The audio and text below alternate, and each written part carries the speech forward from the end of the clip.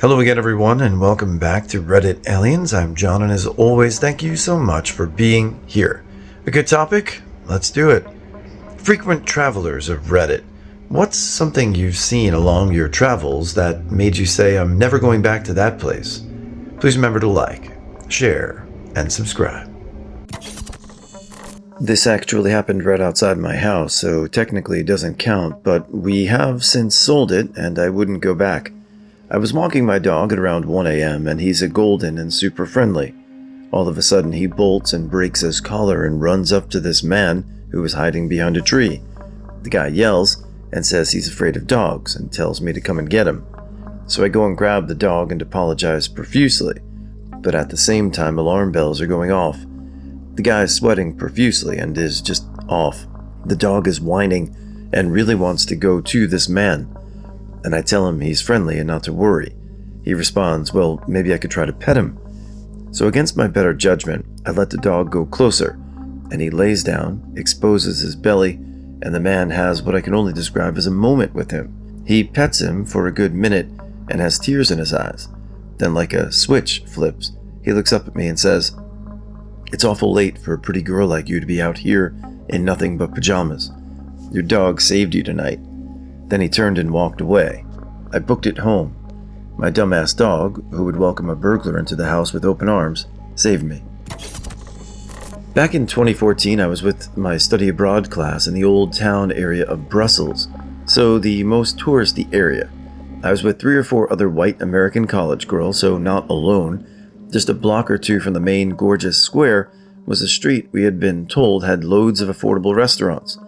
When we get to said street, the men in front of the restaurants told us verbatim, this place isn't safe for little girls. We got out of there really quickly because that was such a weird and creepy thing for the restaurant staff to tell us. We got amazing fried food near the train station instead, but I do not recommend Brussels as a solo female traveler. We felt we were being followed several times after that. Again, not in a rough part of town or alone. Only place in Western Europe I've had nearly that unsafe feeling. Well, more of a camping trip than traveling, but I went to Drumheller, the place where they find a lot of dinosaur fossils in Alberta. Camped overnight. It was a gorgeous and clear starry night until it wasn't. From the tent, I kept seeing flashes of light, which at first I thought was just someone shining a flashlight around. And then I could hear faint booms. So I looked outside and saw a giant black cloud with an enormous amount of lightning coming from it. I scrambled as quick as I could to toss everything in the tent back in the car, and by the time I was done, it was raining like crazy, and the storm was right on top of us. We sat in the car and watched. It lasted all night long, and was the most intense lightning I've ever seen. At one point, I look over at my now ex-girlfriend, and her hair stands right up on end, mine too. And then half a second later, lightning hit right beside the car, maybe 5 feet away. It was incredibly loud, like an explosion, and you could hear the crackle of electricity escaping into the ground. Also, the lightning left a huge streak of ionized air that lasted several seconds, and that when I realized it wasn't a normal lightning strike, but a positive lightning strike. A positive lightning strike is about 100 times more powerful than regular lightning, and will start from the ground and go up into the cloud. Whenever I was visiting my girlfriend at her college, we would always go to this fairly grimy club in New Haven. I say this because while waiting online, I saw a young college girl squat behind a car while some small trickle of pee ran down her leg. My girlfriend and I couldn't move off the line, and we both could have looked away, but meh. So anyway, this club had these dancers on the pole doing their thing. Loud hip-hop was playing, and we had drinks in our hand. Night was going well, and after an hour and a few more mixed cocktails, I start to feel it. The room starts tilting when I notice someone more effed up than me. I know she's effed up because her long hair is covering the front of her face and she's barely standing up. Her ankles were buckling like Bambi, and the guy behind her looked sus. He was in ripped jeans, a backward cap, and a shirt with a few stains. I don't know why, but like before I kept staring. My girlfriend, I think, was talking to her other friends about some creepy old guy with white hair trying to hit on girls. I keep tugging on her shirt. Then like that weird scene in Big Fish The one where everything slows down and the guy walks through the carnival? Well, this guy has the same effect. The song slows and the girl just buckles, drops like she got knocked the f*** out. Her head tilts back and she's out, and as she's falling on the guy, he just hoists her up on his shoulder like a sack of potatoes and books it. He was so fast I felt like I was watching Mario Brothers on a speed run. Before I could say anything or do anything, they just disappear into the crowd, and a bouncer just whips his head in their direction. To this day, I wonder about that girl and the guy who just picked her up like a leprechaun and his sack of gold. My girlfriend thinks I made it up, but every time I can't shake it off. I think that girl was drugged, I kept thinking.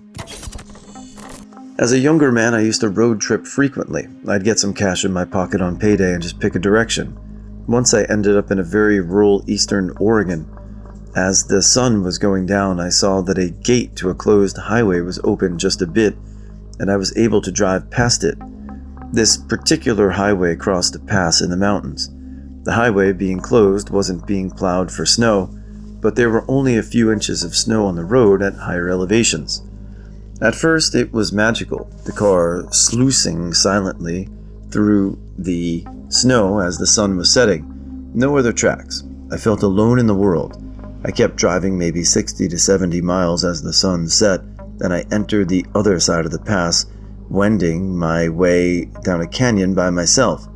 The stars brighter than I'd ever seen them, but the landscape completely devoid of light, humming along with the engine burbling at 25 miles per hour. As I approached a switchback corner, I hit my brakes for the first time in a while, and the chrome grille of an old pickup truck no more than 2 feet off my rear bumper lit up, reflecting my brake lights. No headlights on, no way to see more of the truck, no way to see the driver. He was just following me silently. I'm fairly well acquainted with driving quickly in inclement conditions. I pushed my old Subaru to its limits, trying to get away from this guy. But every time I hit the brakes, his truck was 2 feet off my back bumper. I eventually got to the other side of the pass, tore my car up bypassing the very closed gate, and hit a major highway. Bremerton, Washington. Lived there. We had seen downtown Seattle pretty well and wanted to take a ferry to see the area from the water. Bremerton had a maritime museum as well as a museum ship, so we decided to go. We arrived a little before 2 on a weekday afternoon, and it was very quiet. We didn't think much of it and headed to the museum. The museum attendant looked exactly like a grumpy sailor Scooby-Doo villain, pipe, wool turtleneck, peacoat, etc., and told us we could look around for a minute, but that he was closing at 2, and that we couldn't tour the museum ship. Okay, whatever. So we set out to explore the area on foot. There were no cars on the street, and no people on the street. No city noise, no hustle and bustle, nothing but traffic lights going through their cycles with no cars or pedestrians except us to observe them. Things are starting to feel creepy, and then I see a person looking at us through the blinds from a storefront window. When I turned to look, they pulled back and closed the blinds. We keep walking and the scene repeats itself a couple more times at other spots around town. By now, we're a little on edge and counting the minutes until the next ferry back to Seattle. We head back to the empty ferry terminal to wait, and one person does eventually join us. At this point, I'm not sure if that's comforting or more alarming. The ferry arrived and we boarded and headed back to Seattle. One of the strangest days I've ever had.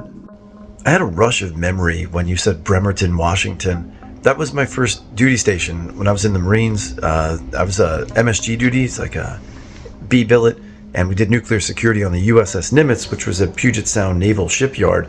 It's now an East Coast because they changed the nuclear rods out in 98. We did a world cruise 97, 98. Anyway, it's a cool town. Yeah, not a super military town, but yeah, I know the museum and the battleship you're talking about. I didn't see the creepy guy, but my parents went there to go on the tour. But a 50-minute ferry ride to Seattle was pretty cool back in the late 90s, I'll tell you that. Not scary, I guess, but I did think I could have been kidnapped because there were some serious cult vibes going on in Jamestown, New York. Some friends and I were coming from Colorado going to Vermont and stopped in Jamestown to stretch our legs. These kids, our age, early to mid-20s, started talking to us and they seemed pretty cool, and we were all down for new adventures and experiences, So when they invited us over for donuts and coffee, we were like, hell yeah. But then they led us to a church basement, and we didn't want to be rude, so we stayed, and we were polite, and we spoke with the pastor and stuff and thanked everyone for the donuts and conversation, and went to leave, and those kids that brought us there followed us and kept asking us to go back with them. They wouldn't go away. I went to use the bathroom at a gas station before we left, and when I came out, one of them was just standing there waiting for me. I don't know, just super creepy vibes and weird looks from the locals, so we hopped back in the car and took the hell off. Me and my husband live in Texas. He likes casinos, so once a year we drive up to Oklahoma to go to a casino. I'm perfectly content watching our daughters in the hotel while he goes and mildly gambles for a few hours. Then he watches them while I go and get a massage the next day. About 3 months ago, we pack up for our annual trip to head to Oklahoma. We made reservations online through a booking website, but when we got to the hotel, they denied our reservation, saying it never existed. We drive to numerous hotels in the area, all are booked. Apparently there was a redneck truck festival, that same weekend. It's 11 p.m. at this point. The kids are sleeping in the back, and we're desperately trying to find a hotel. We end up in the middle of nowhere, Oklahoma, and stumble upon a motel. It's sketchy, but the girls need to get out of the car and sleep in a proper bed. We decide to try and get a room, then leave first thing in the morning and head home 5 hours away. My husband goes into the lobby and successfully gets a room. I have no idea which town we're in. I feel like I'm in a horror movie. The atmosphere is just creepy. No other buildings around except this hotel.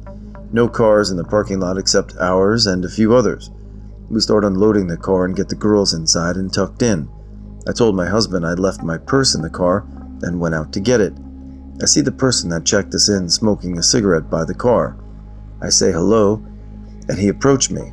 You know, it's dangerous out here for a young lady like yourself. The man looked like he's in his 30s and looks dirty. I give a nervous laugh and say, yeah, but my husband is inside, so I'm okay. He proceeded to walk closer to me and said my kids were cute. Now I'm worried because he never saw my kids. They were sleeping in the car, so at this point, I can only assume he saw us bring them into the room, which is odd because our room was nowhere close to the lobby. I understand he was smoking, but he could have just walked out of the lobby and smoked by the door. It's around 11 p.m., so I doubt any guests are arriving, so your smoke isn't going to bother anyone. Instead, he walked around to the back where we were to smoke. He then asked me to walk with him to the lobby so he could give me another key card for the room. Apparently, he only gave my husband one instead of two. I said no, we were fine with one, and ran inside. I told my husband what happened, and we locked the door with the extra lock, you know, the one that has the chain, so that way if someone who had a key card tried to get in, they couldn't because of the chain lock. We woke up at 6 a.m. and left. To this day, I still have no idea what town that was, but we aren't going back to Oklahoma for a while. I was in the Dominican Republic and nobody from my group wanted to leave the resort. I was eventually able to find a local whose brother did Jeep tours and hired him to go off the beaten path. The entire country was a shithole on a level I could barely comprehend, and I immediately realized all those folks online who whine about America being a third world nation have absolutely no perspective whatsoever. Anyway, tangent aside, besides the appalling poverty, we drove by a woman being gang-ard by about a dozen men with machetes. She looked right at us, yet the driver's only response was to drive even faster. When we got to the resort, he said to not feel bad as the only thing we could have done about that situation was get ourselves killed. He was completely unfazed by it, as if it was just a normal Saturday for him. It's a true story and there are no lies involved. It might seem mundane, but it creeped me out, and then and still to this day. I was 18. I was on a 3-month road trip with 3 friends, and we were all experienced with outdoorsy stuff. At no point did we not have access to clean water, food, survival material, and weapons. At all times in nature, we were each armed with a handgun and hunting knife. I don't want to disclose our location or name, so don't ask. Here's the story. I was out hiking in the middle of a national forest with some friends. We're from the USA, hiking sometime mid-June. We're all experienced. It was a 3-month road trip the summer before we all went away to college, but we grew up hiking and camping. We wanted to hit up everywhere from Yosemite to Yellowstone to Hoosier National. Anyway, we're out in this one place where there's a lot of old rundown structures from abandoned Native American settlements. We set up camp near a waterfall or creek because it was cooler there than anywhere else, and we always felt more comfortable near water. We get a good fire going, which is good because the bugs are horrible there, remember this. Mosquitoes especially. The fire drives them away mostly. I get up to pee at around 11 p.m. and walk to the edge of where the light meets the dark tree line. While I'm taking a piss for some reason I can't explain, I have this extreme urge to walk out further. I tell the boys I'm going to check something out, and I want one of them with me. There's 4 of us, so A and B stay near the campfire, and C walks with me. He keeps asking me what's wrong, so I tell him I just need to see something.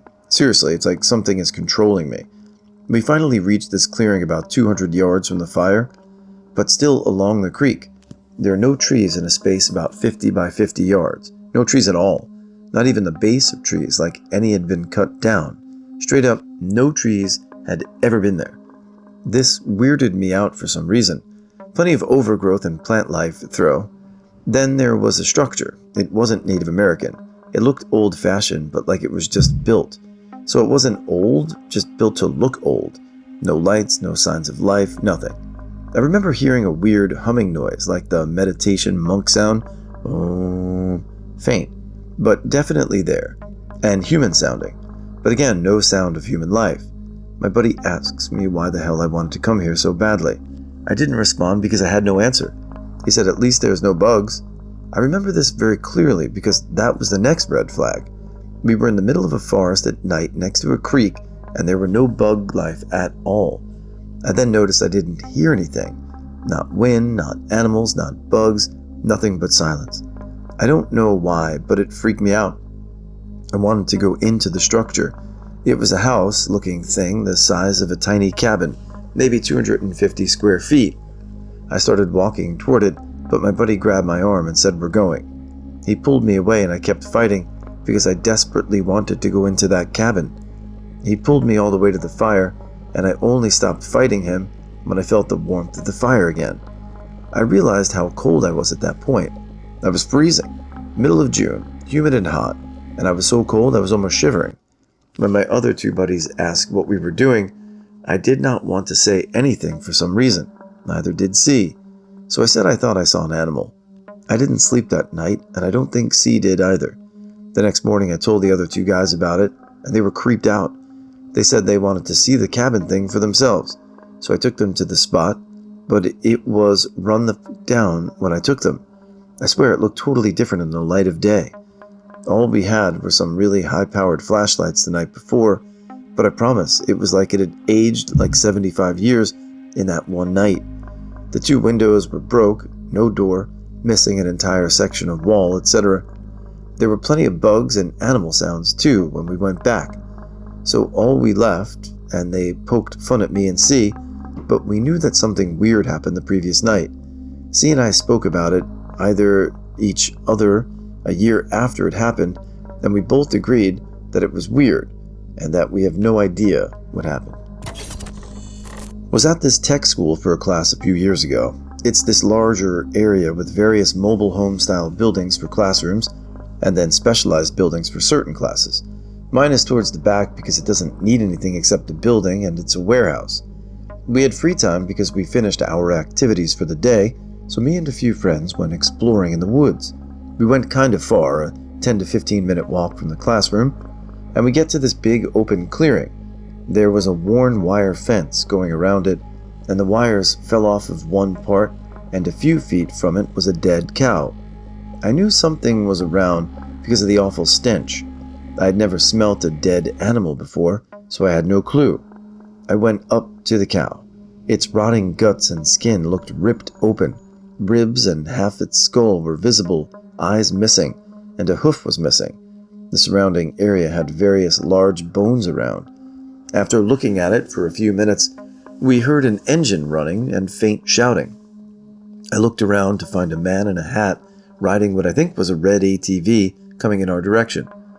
I had never ran so fast in my life. I had to tell my friends to shut up because they were laughing. They may have thought it was just a farmer or something, but I had this deep feeling of "Get out and do not look back, don't get caught." It was probably a farmer, but I don't know how he saw us. There wasn't anything else around. No fences, no cattle, no building, I don't know. But it still scares the shit out of me to this day. Not quite scary, but a little unnerving for sure, was in Portugal summer of 2011-ish on a school trip around 16 or 17 at the time. We were sightseeing that particular day and were waiting for the bus pretty early in the morning around 6 or 7 a.m.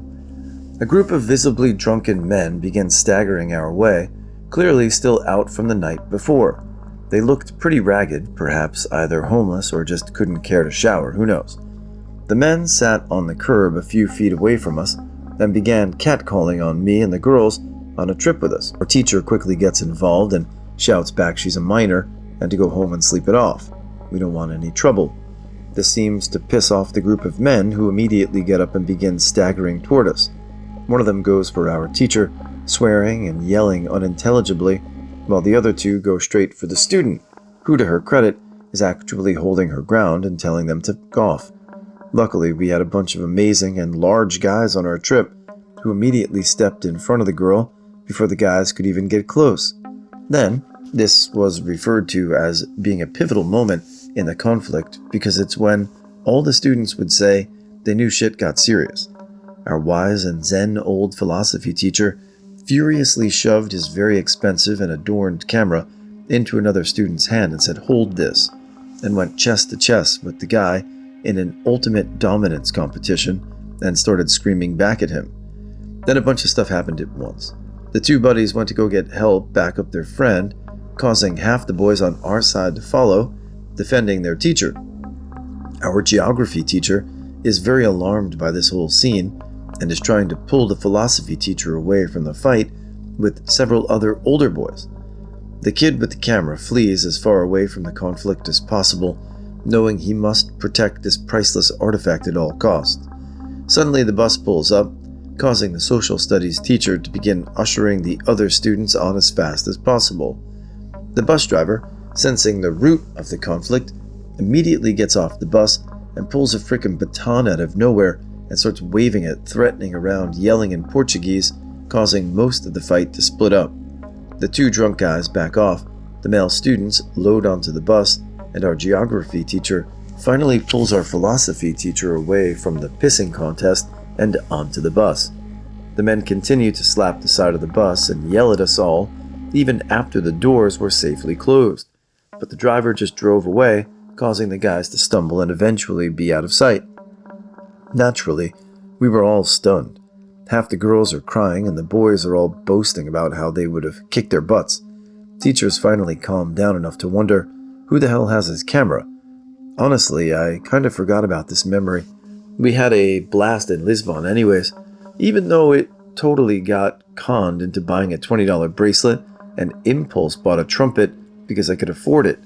My friend also puked on the train because she was so hungover the whole time. LOL. Good times. My flight back to the US from Germany got cancelled in the Netherlands because of a snowstorm, and the airport was just kind of like, "Oh, that sucks, but buy another ticket, okay?" But the ticket was $1,000+. I didn't have $1,000+, neither did my family, and they were just going to leave me stranded. I was like, what am I supposed to do? I'm 16 years old, I need to go back home to my country. And they literally did not care. The customer service people just shrugged. They didn't speak good English either, so I kept having to correct them. I literally had a meltdown. They told me because I didn't have a visa, I couldn't leave the airport either. So I ended up sleeping in the airport for 3 days, while my mother argued on the phone with the airline and US Embassy, and she got a lawyer involved, until they finally broke and let me have a ticket back home. I never want to fly overseas again. Apparently, they were breaking like 100 international laws or something, but I was a teenager and understood absolutely nothing about what was going on. That was traumatizing. I'll just stay in North America, thanks. Never again. Waco, Texas, McDonald's across the street to the college, October to December 11 p.m., 2017. My best friend and I were on our way back to her house from visiting our other bestie down south. We were both really hungry and needed to pee badly. We knew the safety procedure: don't go to a place with low lights and unpopulated. So when we got to Waco, we decided we wanted McDonald's salads. My friend and I were wearing leggings and I believe a sweater. My bestie got an MK wallet from her sister, who found it at a thrift stop. It's apparently an expensive brand, but was bought dirt cheap. We walk inside the place and notice there was a lot of homeless folk. That wasn't the issue.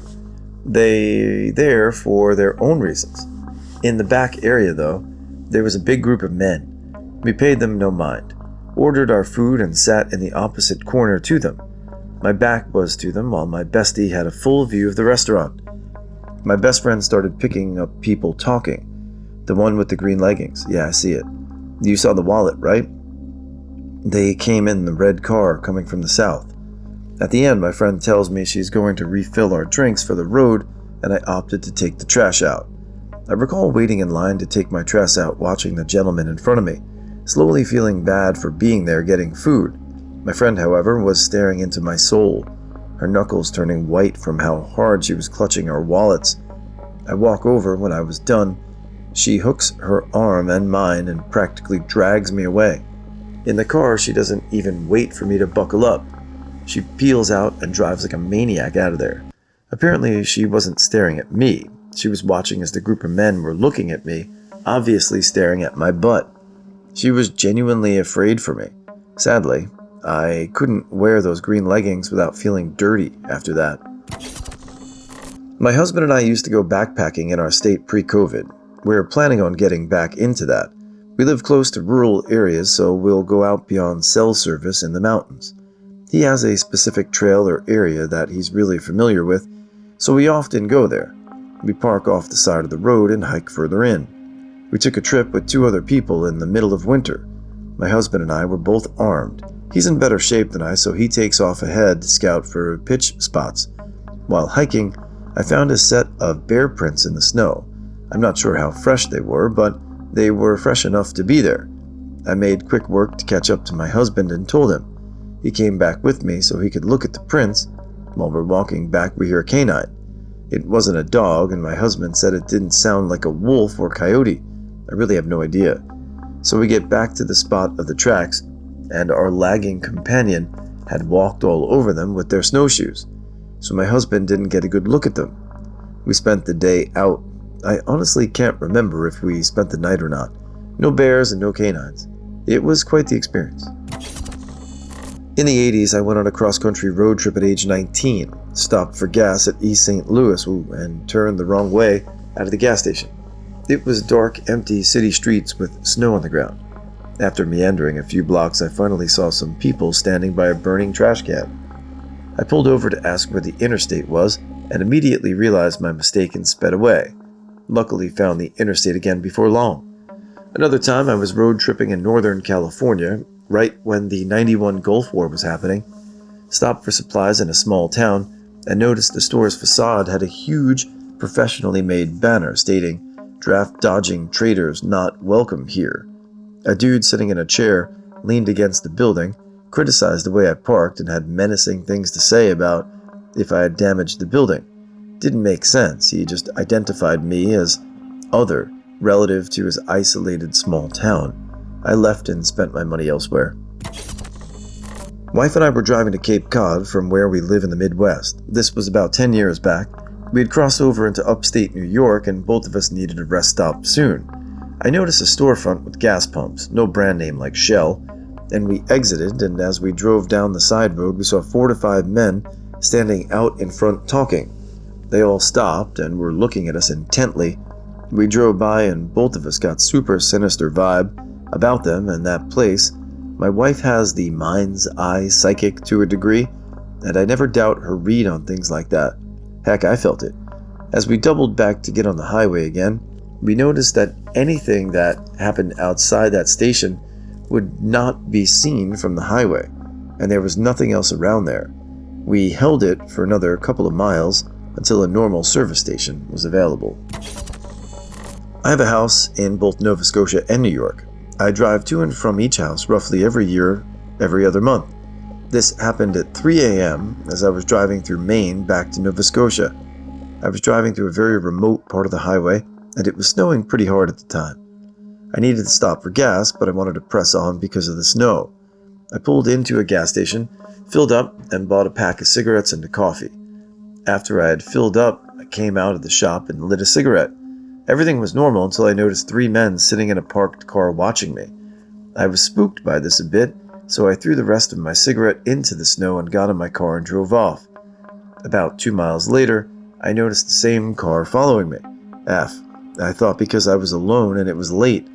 I kept driving and they slowly kept gaining on me. Eventually they caught up, and at this point I knew they were following me.